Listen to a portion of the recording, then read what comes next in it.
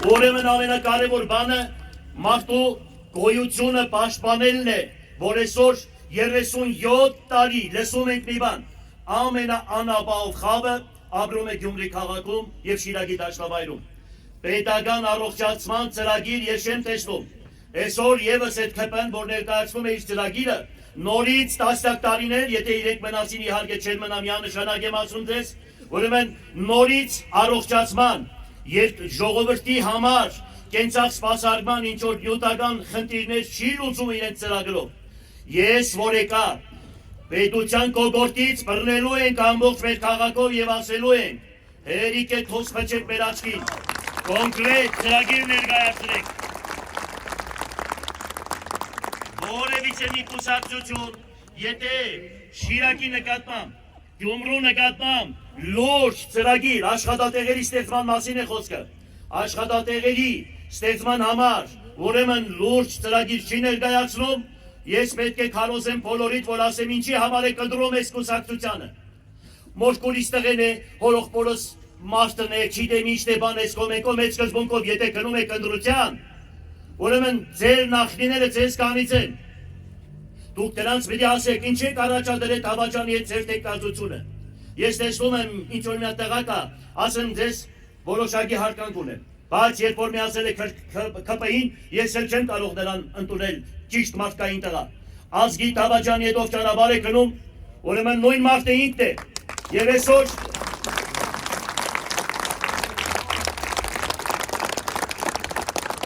ամբողջ պետական ապարատը աշխատում է իմ դեմ։ Ամբողջ պետական ապարատը բոլոր նախարարներին ուղարկում են Գյումրի։ Ամեն մեկը իր ենթակառույցներին ստիպում է, որ ընտրեն ԿՊ-ին։ Բանակից սկսած, ուրեմն մանկապարտեզներ, սպորտ դպրոցներ, նախակրթարաններ, դպրոցների բոլոր տնօրեններին բերել են իրենց ուրեմն ավականիներ են դարձրել։ Եվ հիմա հայտարարություն եմ անում։ Ուրեմն ասել են, մտնում եք ընտրական տեղամաս, մտնում եք այդ ընտրախցիկի մեջ, 9 հոգի ենք, ուրեմն անպայման Վարդան Ղուկասյանի քվեաթեժնիկը դուս եք բերում, մեզ եք տալիս, որ մենք տեսնենք, որ դուք իրան չեք ընտրել։ Ուրեմն ես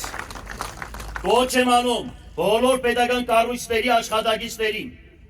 Սրանք գնալու են, այ բարձրաձայն ասում են, անհնարին բան է ինձ հաղթել, բայց անհնարին բան է, դուք գիտեք, դուք բոլորը լավ գիտեք, զգում եք դա։ Ուրեմն եթե սրանք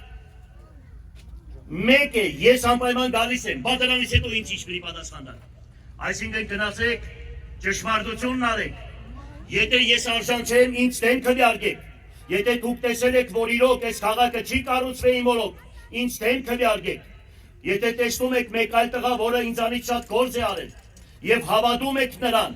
օդի միջի խոսքերին չհավատաք, որ երկնքից արեգակ քիչեցնենք, սուտ է, չեմ հավատում։ Եթե մեկը իր ընտանիքի համար մի զուգարան չի կառուցել, այսքան քաղաք կառուցողին, եթե դուք պետք է չհավատաք, ուրեմն Աստծո անիծքը թափել է ձեր գլխին։ Էդ էլ եմ ասում ձեզ, բարձրաձայն։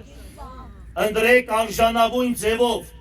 Դուք տեսել եք, ձեր տեսածը ընտրեք, ձեր աչքի տեսածը, ու եթե Հայաստանի Հանրապետությունում իմ ժամանակահատվածում կարևորագույն քաղաքների քաղաքապետերը իրենց մասնագետներին ուղարկում են Գյումրու քաղաքապետարան, որ սովորեն մեզանից, թե ինչպես ենք մենք գումարները հավաքագրում։ Հիմա մեկը ինձ կասի, ո՞նց եք դուք գումարները ուրեմն հավաքագրելու։ Ես բարձրաձայն ասում եմ, տեղերը գիտեմ։ Երկրաշարժից հետո եւ երկրաշարժից առաջ քաղաքում տասնյակ հազարավոր աբորենի շինություններ կան, որոնք օրինականացված չեն։ $1 միլիոն, $500,000 նորմալ շենք շինություններ, հողեր, որ մարդկանց ձեռքին են, եւ այսօր սրանք չեն օրինականացնում, ինչ-ինչ պատճառներով հավանական է, եւ դրա համար մարդիկ ազատված են եւ գույքի հարգից եւ հողի հարգից։ Իմ հատկացրած հող հատկացումներից հազարավոր մարդիկ շին թույլտվությունները ձեռքերը պատկերացրավ չեն կարող ուրեմն կենցաղ սպասարկման օբյեկտները կառուցել, որովհետեւ պրոբլեմ են ստեղծում, հիշեք, ուրեմն մարդիկ կան, որոնք դադարանում ավարտական շենքերը կառուցել են, ավարտական ակտ չեն տալիս, որ մարդիկ ավարտական ակտով կանգնեն հարգատու դառնան, գույքը հարկ եւ հողի հարկ բուծեն։ Եթե փաստեր եք ուզում, հազարավոր փաստեր ունեմ, կարող եմ այդ փաստերը ձեզ ներկայացնել։ Դուք ինձ հետ միասին հիշում եք Լևոն Տեր-Պետրոսյանը, որը Եվրոպա մեծ է, եւ սրանց հոգեվոր հայրն է հանդիսանում քաղաքական առումով, լավ իմացեք, Այստեղ հիշում եք իշքան կռաններ էր, մինչև մոտ թաղամասը, այդ կռաններով երկու Լենինական կկառուցվեր, ամբողջ այդ կռանները ծախեցին տարան Երևան, ուրեմն պատկերացրեք, երկրաշարժից հետո այդքան ռուսների ուղարկած շին մատերիալներով կարելի էր մի Հայաստան կառուցել այդքան գումարներով, եւ այդ բոլորը մղսեցին, չեմ ասում, ամբողջ քաղաքի գործարանները համալրվել էր ժամանակակից 21-րդ դարի վերջի մեքենասարկավորումներով, պատկերացրեք, ամենավերջի մեքենասարկավորումներով, բոլորը վաճառեցին թուրքերին եւ պարսիկներին, դուք պատկերացնում եք, թե պետական ծրագիր, այսինքն պետության ղեկավարը, պետությունը չգիտի թե որ երկրում միակ կակոյնի բուծ տնորեն պետական ունեցվածքը վաճառում է թուրքերին եւ պարսիկներին եւ պետությունը տեղյակ չի, դուք հասկանում եք նմանատիպ բան ոնց կարող է լինի, կամ այսօր պետությունը չգիտի որ այսօր քաղաքապետարանը 30 շին թույլտվություն է տվել եւ դրանով նա չի զարգացմանը քաղաքի եւ երկրի զարգացմանը չի նպաստում, այսինքն պետությունը հրահանգ է իջեցրել, որ նմանատիպ քայլեր չեք անելու, ինչի համար, քաղաքը ունի հադագագից, եթե քաղաքը ունի հադագագից, մի հատ մեխանիզմ կա, որ քաղաքապետը հողհատկացում է անում, գնում է մարզպետարան վավերացնում են, հետո գնում է քաղաքաշինության նախարարություն նորից վավերացնում են եւ այդ ճանապարհը տևում է 1 տարուց 2 տարի։ Այսինքն պետությունը խոչընդոտ է հանդիսանում Հայաստանի Հանրապետության զարգացմանը։ Իսկ եթե պետությունը նմանատիպ է, ինչ կարելի է մտածել։ Այո, անգլո-թուրքական սատանաները ղեկավարում են Հայաստանի Հանրապետությունը, ուրիշ ոչ մի բան։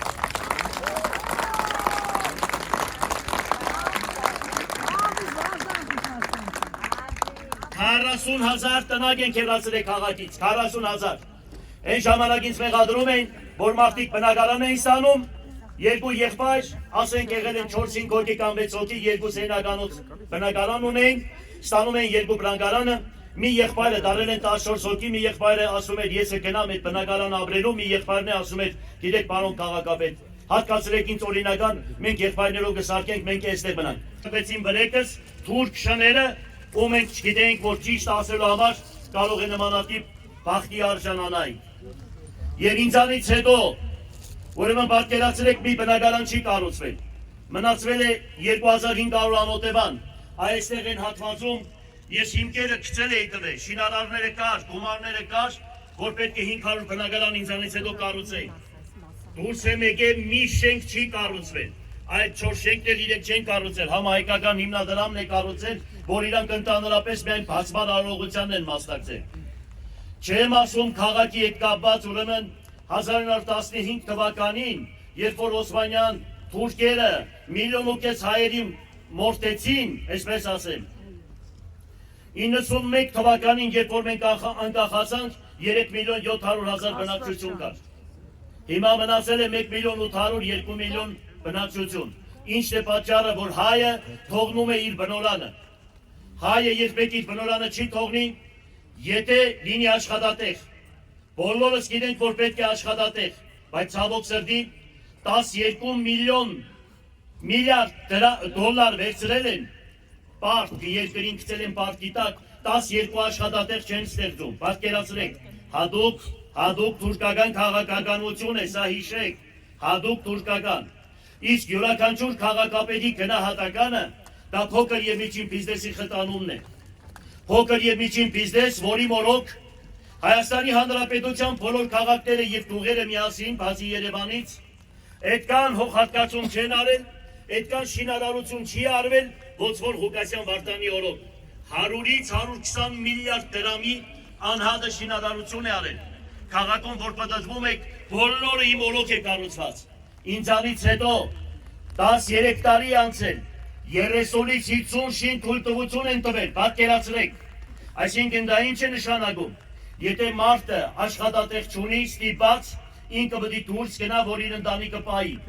Դա արտագաղթի համար առաջին նպաստող պայմանն է։ Հետո քաշող ուժը, որ երկիրը այսօր քաշող ուժ, այսինքն գործարար մարդիկ բոլորը դատարաններում են լցված, բոլորը։ Պատկերացրեք 30-40% երկրի դատարաններում է եւ դատաիրավական ոլորտի տակ է կգած։ Այսինքն եթե պետությունը չի խտանում փոքր եւ միջին բիզնեսին։ Պետությունը մարդկանց վրա գործեր է կարում։ Ամբողջ հարգային կառույցները մարդկանց վրա հսկայական գումարներ են կուտակել։ Դրա համար մարդիկ բռնում են արդագաղթի ճանապարհը։ Պետությունը նպաստում է դրան։ Սրանք վերջի ուրեմն իրենց քաղաքականությունն է։ Այն ժամանակ Ալիևներն ասում էին, երկրի 30%-ը թուրքերով էր բնակեցված։ Ինչի պատերազմ սկսեցինք, որ այստեղից մեզի քշեցին։ Մնայինք մի 10 տարի ամեն մեկս 10-15 հատ երեխա ենք ունենում, Հայաստանը գվերցնեինք, ոնց որ հիմա Վրաստանը։ Գիտեցեք, մի քանի տարի հետո Վրաստանը անցնելու է իրանք ձեռքը, որովհետև իրանք 10-15 հատ երեխա են ունենում, իսկ մերոնք երկուսից ավել չեն ունում, 1000-ից մեկն է 3 կամ 4 հատ։ Ուրեմն անկախությունից հետո ես պետական միակ ծրագիր չեմ տեսնում, որ միանվագ գումար են տալիս ամբողջ Եվրոպան, ամբողջ աշխարհը, նորմալ պետությունները, որոնք մտածում են իրենց երկրի զարգացման համար, երեխաների համար մինչև 18 տարեկան դառնալը հատուկ պետության կողմից գումարներ է հատկացվում, բայց ցավոք սրտի Հայաստանի Հանրապետությունը բացի իր ժողովրդին ուրեմն ճնշելուց, տանջելուց ոչ մի ժողովրդի նորմալ որոշում չի կայացնում, որ մեր պայմանները բարելավեն։ Ես բարձրաձայն ասում եմ, այո կարելի է